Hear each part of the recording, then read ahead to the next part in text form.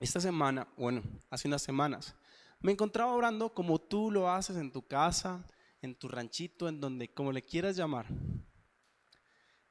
Y se vino a mi mente mientras estaba orando un versículo, el cual me cambió mucho mi forma de pensar y mi forma de juzgar a las personas y a las circunstancias. ¿Qué versículo es este? Romanos 8:28. Pero antes que empecemos a hablar sobre Romanos 8:28, hay algo que me encanta ver, hay algo que me gusta mucho ver. Y es, ¿ustedes han visto los ríos? ¿Sí? El agua como baja, a veces por las montañas. Alrededor de esa montaña hay muchas rocas. ¿Sí lo ven? Miren cómo baja. Tiene rocas. A este lado tiene rocas, a este lado. Tiene rocas por debajo. Tenemos rocas por todas partes. Y si me muestras la siguiente, te lo agradecería. Miren este es mucho mejor. El agua, algo que me encanta es que sabe para dónde va. Y yo a veces no sé para dónde voy. Y es algo que me encanta del agua porque nace desde las montañas. La roca hace una erosión, nace desde las montañas y va para dónde? Para el mar. Nace como agua dulce y sale a convertirse en agua salada. Y es algo increíble y es algo hermoso. Pero sobre todo me llama mucho la atención, las rocas generan un obstáculo, ¿cierto? Es como algo que trata de pararlas.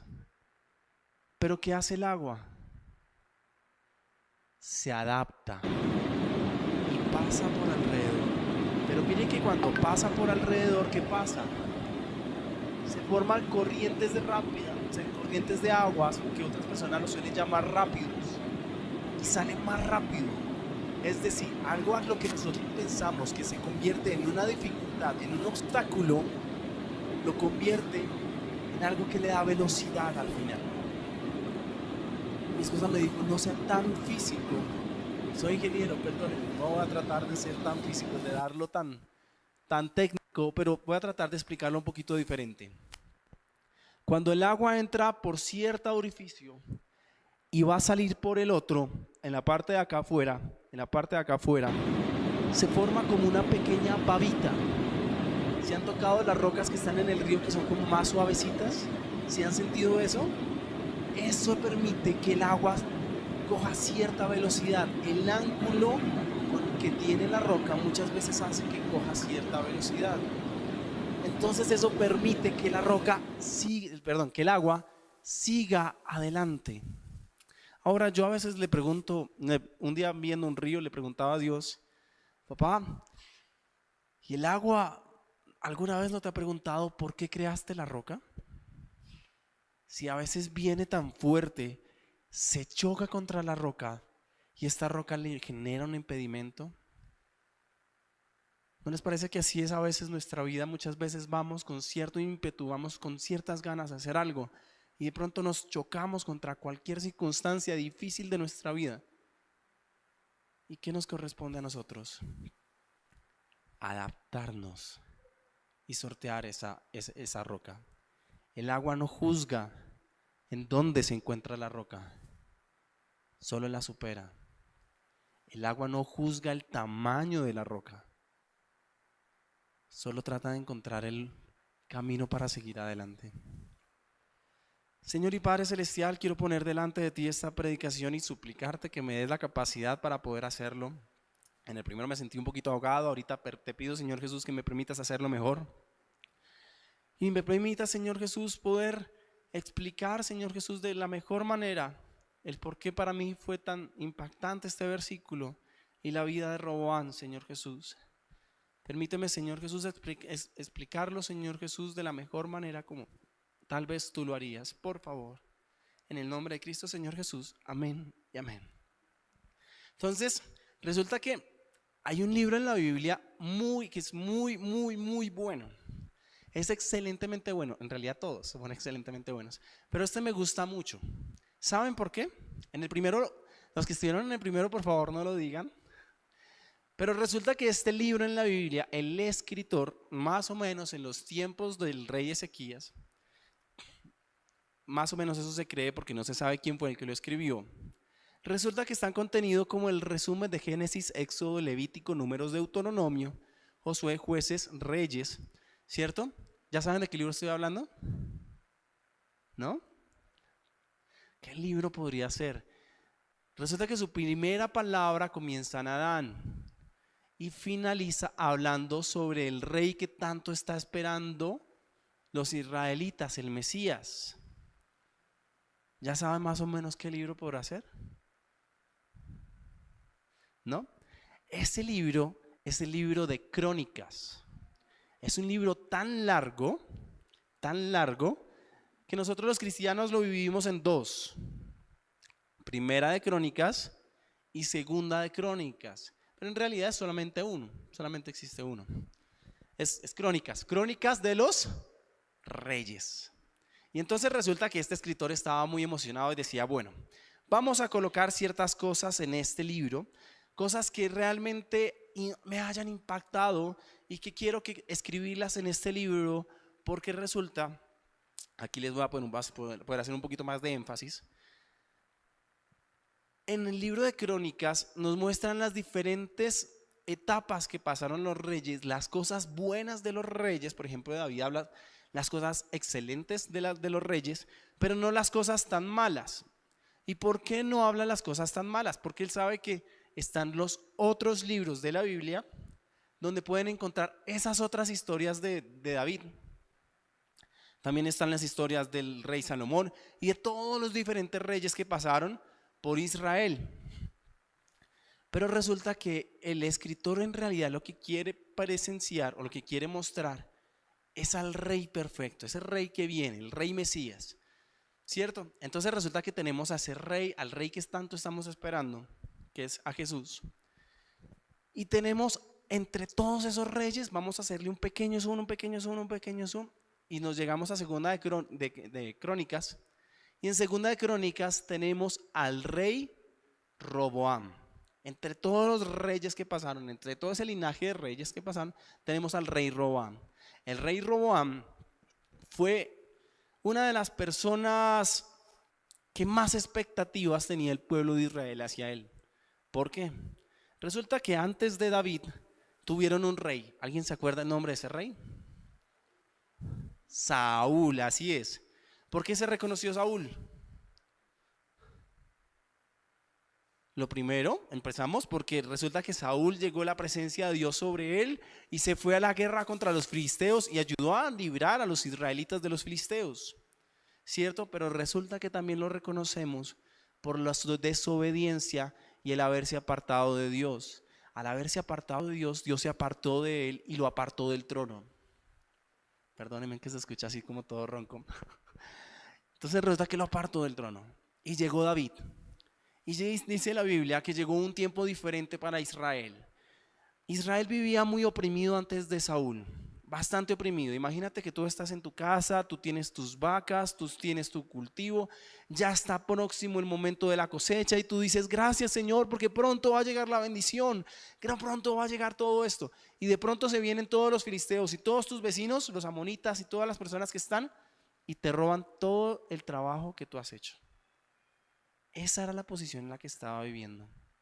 Llegó Saúl y comenzaron a pelear los israelitas contra los filisteos y contra los vecinos. Llegó David y ahí sí fue que se armó la grande, porque resulta que hubo guerra bastante en Israel y Dios le estaba dando la victoria a Israel y comenzaron a ampliar su territorio. Todo ese territorio que estaban perdiendo lo comenzaron a ampliar. Entonces el rey David fue reconocido por su valentía y por su fuerza. Luego vino el rey Salomón y fue tan sabio que ganaba guerras sin necesidad de ir a la guerra, sin necesidad de pelear, ganaba territorio para Israel o a veces lo cedía por ciertas cosas, pero era muy sabio, era una persona muy inteligente. Y vemos a estos dos reyes, David y Salomón, ¿y qué creen que esperaban de Roboam, el pueblo de Israel? ¿Que era igual o mejor? Ya habían dejado ¿cómo es que se le dice? Si ya habían dejado un estatus, ya habían dejado una línea bastante grande. Entonces todo el mundo estaba diciendo, imagínese lo que viene. Si con David fue bueno y con Saúl llegó el momento de la prosperidad, el mejor tiempo de Israel, imagínense lo que viene con Roboam. Pues al poco tiempo de su reinado, se acerca el pueblo de Israel y le dice: oye, tenemos impuestos muy pesados, acórtanos esos impuestos que tenemos actualmente contigo, porque no vamos a poder. El rey Roboam resulta que comienza a hablar con los ancianos y le pregunta: ¿qué debemos hacer? El pueblo de Israel se me acerca y me pide esto. Y el pueblo de Israel llega y le dice: debemos recortarles los impuestos y así te servirán durante largo tiempo. Él llegó y dijo: bueno, pero como que no le gustó mucho. Y se fue a hablar con sus amigos, con los jóvenes. Y los jóvenes le dijeron: no, si Salomón fue duro con ellos, usted va a ser más duro todavía, cosa que ellos no se vayan a descarriar, no se vayan a rebelar contra usted. Entonces usted va a ser más duro y les va a decir que no, que usted les va a poner una carga más pesada. A lo que Salomón, ¿qué cree? ¿Cuál consejo siguió? ¿El de los jóvenes o el de los viejos? El de los jóvenes, así es. ¿Y qué creen que pasó? La primera gran derrota de Roboam. Hace poco les estaba contando sobre Roboam y cuál eran sus papás y su abuelo. ¿Saben? Quiero que piensen y nos pongamos un momentico en los zapatos de Roboam. Roboam era una persona que tenía un nivel muy alto y donde las personas estaban esperando algo de él muy alto. Sus papás y su abuelo fueron unas personas muy sabias y personas que lograron muchas cosas en Israel. Pero resulta que él temía mucho una cosa: a fallar. Y su primera gran derrota fue que el pueblo de Israel se dividió a costa de lo que les acabo de contar. El pueblo de Israel estaba en dos partes. No sé si me ayudas a mostrar. Aquí está. Estaba dividido en dos partes. Acá en la parte de abajo ustedes van a ver algo que dice Judea. Y en la parte de arriba dice 10 tribus norteñas o las otras 10 tribus de Israel. Aquí arriba estaban situadas. Este fue el territorio que perdió Roboam. Fue la primera gran derrota. Les estaba diciendo que el libro de Crónicas es muy, muy especial, porque resulta que colocó solamente ciertas cosas que vivieron ciertos reyes para mostrar ciertas cualidades de los reyes y ciertas cosas buenas y ciertas cosas malas. ¿Les parece que el campo que perdió fue grande? Fue grandísimo, fue muy, muy grande. Imagínense los comentarios de las personas al comenzar a saber que había perdido todo ese territorio. ¿Qué pasó aquí? Pero si veníamos tan bien, veníamos de un rey que realmente trajo prosperidad sobre Israel, porque ahora estamos pasando por todo esto. Resulta que no se logra ver muy bien, pero esto es una ciudad fortificada. Y ustedes van a encontrar en la Biblia diferentes pasajes en donde comienzan a hablar bien sobre los reyes. Cuando los reyes les estaba yendo bien, comenzaban a fortificar ciertas ciudades. ¿Sí ven el puntico donde dice Jerusalén? Alrededor de Jerusalén y todo el lado de Jerusalén había muchas ciudades pequeñas, muchas ciudades fortificadas, de tal forma que si llegaban los vecinos a atacarlos, ellos se pudieran defender. Y cuando el rey los mandaba a llamar, todos o se encontraban en un punto en específico o iban a defender cierta ciudad. Eso era más como estrategia militar. Allá no teníamos teléfono, no teníamos mensajes o algo así. Era lo que les tocaba hacer, todo por llamadas por mensajero. Entonces, de esa manera todos llegaban a un solo lugar y se defendían. Y ahora sí, vamos al punto al que quiero ir. Segunda de Crónicas, capítulo 12. Voy a dejar que lo lean un poquito porque me he extendido un poquito más en ciertas cosas. Pero cuando lleguen a su casa, léanlo. Les voy a contar la historia. Resulta que llega el rey Robán, pierde la primera parte de arriba y tiene la segunda, en donde está Judea. Y llegó un momento en donde la logró consolidar. Logró que las cosas se funcionaran de la manera que él más o menos veía que estaba correctas. Consolidar me refiero como cuando los papás o las personas que ya están casadas llegan a la casa, se sientan y dicen, lo logré. Este mes pude pagar las cuentas, pude pagar el colegio, pude pagar, tenemos alimento en la casa, tenemos comida, podemos sobrevivir este mes. A eso más o menos se puede referir cuando dice en la Biblia logró consolidar. Significa que ya por lo menos Judea ya le hacía el caso que necesitaba, ya lograba tener las ciudades fortificadas que necesitaba y llegó pero pasó algo. Él comenzó a apartarse de Dios. Los vecinos que estaban en la parte de arriba ya no seguían a Dios. Resulta que el rey que se rebeló contra Roboam, él llegó y dijo, ¿y ahora cómo vamos a hacer? Porque es que resulta que todos van a querer ir a Jerusalén porque allá está el templo, allá está la iglesia de Dios. ¿Qué voy a hacer? Pues comenzó a construir otros templos en donde adoraban a dioses. Y a la gente, ¿qué cree que le pasó? Le comenzó a gustar. A la gente comenzó a llamarle la atención, oiga, allí hay una fiesta buenísima, se pasa excelente, camine, vámonos para allá. Allá la vamos a pasar buenísimo. Conozco unas israelitas del lado de allá donde están las hijas de Rubén. Uy, están lindísimas, camine, vamos para allá. Los ministros comenzaron a ver que había dinero y comenzaron a robar dinero. Comenzó a haber chisme y la gente comenzó a apartarse de Dios. Comenzaron a ver el ir al templo como algo aburrido, qué pereza, qué fastidio. Y comenzaron a apartarse de Dios. Una vez se apartaron de Dios, ¿qué creen que pasó? Dios le dijo a su amigo, a un amigo que se llamaba Semaías, él era un profeta, ven, hablemos.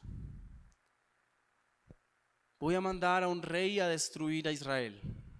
Voy a mandar al rey Sisac, rey de Egipto, a destruir Israel. Ve y adviérteles. Miremos a ver si podemos hacer que se arrepientan y que vuelvan otra vez a mí, porque si no tendré que destruirlos. Muchos dirán, ay, pero ¿cómo así, Daniel? Me estás hablando que Dios quiere cosas buenas, un Dios bueno, y ahora resulta que va a destruir a Israel. Israel estaba yendo bien por una sola razón. Era Dios. Si Dios era quitado de ese lugar, ¿qué era lo que le iba a pasar? ¿Por qué era prosperado Israel? Por Dios. ¿Por qué le estaba yendo bien a Israel? Por Dios. ¿Por qué Israel tenía el estatus de valentía y el ejército que tenía? Por Dios. Si Dios se quitaba, ya no podían tener eso. Y si no lo tenían, los otros pueblos que veían la tierra que ellos tienen, lo iban a querer. ¿Por qué era envidiable la tierra de Israel? Yo sé que ustedes pronto van a ir a Israel, pero cuando tú vas en el avión y tú miras, tú sabes que llegaste a Israel porque se acaba el desierto y de ahí para allá es bosque, hay bosque, no mucho, no es mucho, pero hay bosque. Y sabes que llegaste a Israel porque comenzaste a ver bosque. Es hermoso e increíble porque saber eso, porque tú ves tierra, tierra, tierra, tierra, tierra, tierra, y cuando las cosas cambian, sabes que llegaste a Israel. Por eso es envidiable Israel, porque tiene recursos naturales. Por eso todos los vecinos querían ir a conquistar Israel. Pero a Israel no solamente lo quisieron venir a conquistar simples personas vecinos porque era bonito y ya. Resulta que con David y con Salomón se generó una camaradería con los egipcios. Los egipcios eran socios comerciales de Israel. ¿Quiénes vinieron a conquistar Israel? Los egipcios, los mismos que los habían tenido como esclavos hace muchos años y que los veían ya como par, como igual, pero que ahora los iban a convertir en sus esclavos.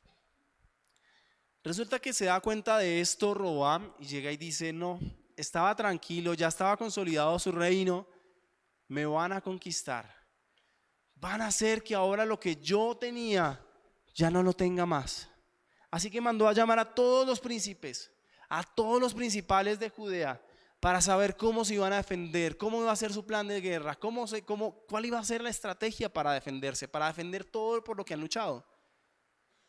En este momento llegó Semaías, y Semaías llegó y le dijo: ¿sabes?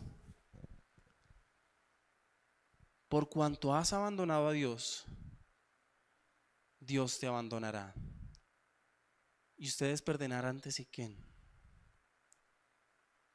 Cuando él se fue a retirar, los principales, la Biblia es muy clara cuando dicen Roboam fue y pidió perdón, no. Los principales y el rey, o sea, posterior, el rey después, llegaron y dijeron: Dios es justo. Y esto me mató la cabeza, ¿por qué? Pensemos en lo siguiente. Muchas veces vemos y leemos la Biblia y decimos: el rey se arrepintió, entonces el pueblo se arrepintió y Dios los perdonó, pero porque el rey se arrepintió de primeras, ¿cierto? Aquí fue al revés. El que se arrepintió fue el pueblo. Les voy a hacer un spoiler más adelante en la Biblia, cuando Dios llega y dice: y hay algo bueno en Israel. Y hoy yo los quiero invitar a hacer eso, algo bueno. Ahorita más adelante van a ver el versículo Romanos 8:28. No lo he querido poner, pero ahorita más adelante lo van a ver. Y se van a dar cuenta que Dios dispone todas las cosas para que nosotros simplemente lo amemos. Es lo único que Dios pide. Es lo único que Él realmente anhela. El pueblo de Israel era prosperado. El pueblo de Israel estaba bien, le estaba yendo bien, porque tenían ¿qué? A Dios. El pueblo de Israel es el pueblo de Dios. Pero miren que hay algo que me llama muchísimo la atención en este capítulo, y es: Dios estaba preocupado por Roboam y amaba a Roboam. Y es el mismo mensaje de la cruz que hemos visto todo el tiempo. Él estaba preocupado por tener un proceso con Roboam, por salir adelante con Roboam. Les comentaba al principio que Roboam tenía un estatus que superar muy alto, y hasta el momento no lo ha superado, ¿cierto? Todavía no sabemos si ganó la guerra, si la perdió, qué fue lo que pasó, pero hasta el momento ha tenido dificultad tras dificultad. Se ha encontrado con roca tras roca y no ha podido salir adelante. La enseñanza que Dios le daba a Roboam era solamente una: hey, vuélvete a mí, vuélvete a mí, búscame, anhélame, hey, vuelve hacia mí, vuelve hacia mí. Pero los comentaristas bíblicos, cuando hablan de Roboam, hablan como una persona parcial. Hoy sí estoy con Dios, mañana no. ¿Cómo fue su reinado? ¿Parcial? Así fue su reinado. ¿Por qué, Daniel? ¿Por qué dices que su reinado fue parcial? Mira el mapa. ¿Tenía todo el pueblo de Israel? No. Él solamente gobernaba parcialmente a Israel, a Judá. No más. De esto, aquí arriba, de aquí para adelante después nos olvidamos. De esto sí continúa. Y esto se convirtió en un punto, en la ciudad principal, Judá. Imagínense en todo lo que perdió Israel a través del tiempo. para que llegara solamente a ese punto. Ahora sí, yo creo que, bueno, aquí en estatuillas podemos ver el ejército de Egipto. Gracias. Vamos a ver el ejército de Egipto. Era grande, venían carros contra ellos y jinetes contra ellos. Y aparte, 3 vecinos más se les unieron. Entonces, resulta que cuando está Semaías hablándole a todos los principales y les está diciendo, hey, Dios los va a abandonar. Y los principales se arrepienten y dicen, Dios es justo. Dios, al ver que ellos se arrepintieron y que comenzaron a llorar y a decir, papá, perdónanos, reconocemos nuestro pecado, reconocemos que hemos hecho lo malo, reconocemos que no hemos vivido de acuerdo a lo que tú has querido. Pasa lo siguiente, Dios decide perdonarlos. Pero hay un castigo. Dios dice, sí, ya no los voy a destruir. Al pueblo de Israel lo iban a acabar completamente. Al pueblo de Israel no iban solamente para, bueno, van a ser nuestros esclavos. No, al pueblo de Israel lo iban a acabar. Pero ¿qué pasó? Que Dios decidió tener misericordia y dijo, pero ahora serán sus sirvientes, para que sepan la diferencia entre servirme a mí como Dios o servir a otras personas. Hoy yo te pregunto, si tú estuvieras en los zapatos de Roboam, ¿qué dices? ¿Qué prefieres? Señor, acábame. No, yo no quiero ser esclavo de nadie. Yo prefiero que me acabes de una vez. O decir, bueno, Señor, la respuesta del pueblo de Israel dijo es, tú eres justo. No importa la versión que lo leas de la Biblia. La respuesta de todo el pueblo de Israel, entendieron que Dios era justo, que ellos se lo habían ganado con creces el mal que les estaba pasando, que ellos se habían ganado con creces el juicio que estaban por recibir. Pero saben, así es como yo veo a Dios. Yo no lo veo sobre una cruz. Yo no veo a Jesús atado de manos sobre una cruz y puesto en la parte de arriba, no.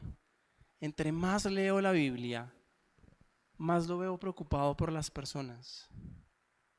Y como Roboam, con 2 derrotas gigantes, perdió el pueblo de Israel por lo que sus papás habían luchado. Perdió el pueblo, inclusive perdió hasta se decepcionó de él mismo. Pero Jesús se acercaba a él y le decía, hey, no te alejes de mí. La diferencia entre David, Salomón y Roboam es que David y Salomón se preocuparon por buscar a Dios. En Roboam, en ninguna parte tú lo vas a encontrar que él se preocupaba por buscar a Dios. En Roboam, pero sí encuentras que Roboam temía a Dios. Si el profeta le decía no lo hagas, él no lo hacía, pero no lo buscaba. ¿Y qué es lo que Dios simplemente nos pide? Que lo amemos. Si eres tan amable, me encantaría que me mostraras el versículo. Este es el versículo que cambió mi forma de ver. Este es el versículo que me llamó muchísimo la atención. Mejor por acá para que puedan verlo mejor. Esto es en la versión en lenguaje actual. Sabemos que Dios va preparando todo, va preparando como un cocinero, como una persona que está haciendo algo. Dios va preparando todo para el bien de los que lo aman, es decir, de los que Él ha llamado de acuerdo con su plan. Uy, pero Daniel, no entiendo, ¿en qué se conecta este versículo con lo que me acabas de hablar? Porque hasta ahora solamente me has contado cosas malas sobre Roboam y todo lo que le pasó al pueblo de Israel. Volvámoslo a leer. sabemos que Dios va preparando todo para el bien de los que lo aman, es decir, de los que Él ha llamado de acuerdo con su plan. Me encanta y subrayemos en esta versión, va preparando. Si me muestras la siguiente versión, te lo agradecería. Esto es en la nueva versión internacional. Ahora, y aquí me encanta la hora, nos trae a la hora, en tu tiempo, en este tiempo. Ahora bien, sabemos que Dios dispone todas las cosas para el bien de quienes lo aman. Dios dispone todas las cosas. Entonces tú ves a un cocinero que tiene todas las cosas para hacer su cena, para cocinar.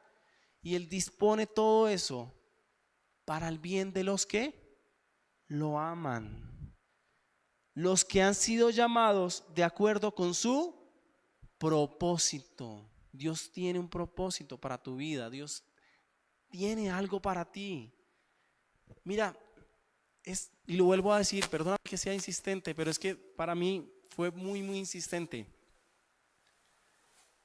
Dios tiene algo para cada persona y un llamado para cada persona. Yo he tenido que dejar cosas que me encantan hacer, que me encantaban hacer. Desde hace unos años Dios me dijo, póngale foco a esto. ¿Y qué estoy haciendo yo? Bueno, papá, yo hago caso. Yo le voy a poner foco solamente a esto. A esto. Yo le voy a hacer foco solamente a esto. Pero tuve que dejar otras cosas que no son malas, que me encantaban hacer, pero que ahora tengo que ponerle foco. ¿Por qué? No sé, pero Él sí sabe. Él conoce los tiempos. Él sabe lo que me conviene ahorita y lo que me convendrá después. Si yo no estuviera con Dios, ¿qué me espera? Les voy a contar un poco de nosotros.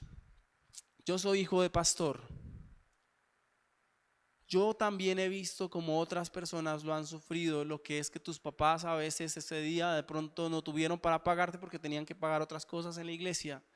Y entonces tan solo teníamos para tomar a veces un desayuno como desayuno, un agua panela.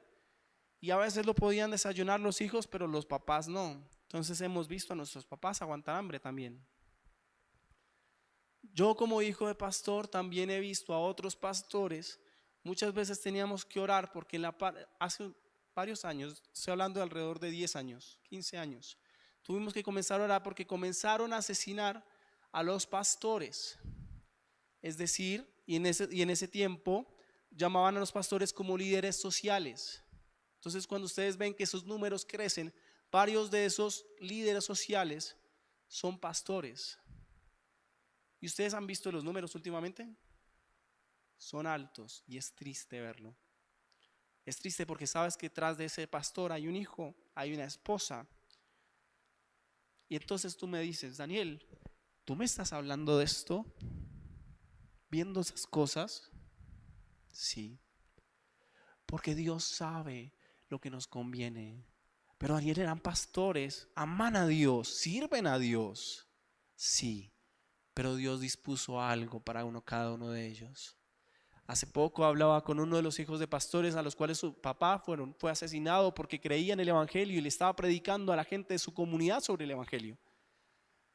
Miren, él tiene una iglesia grande, por la misericordia de Dios, Dios lo sostuvo y dijo, Daniel, no aguanté hambre un solo día de mi vida porque Dios me sostuvo.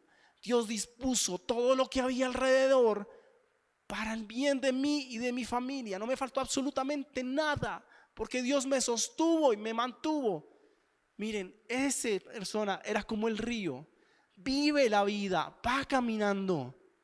Y se le presentaron diferentes rocas, pero las pudo sortear.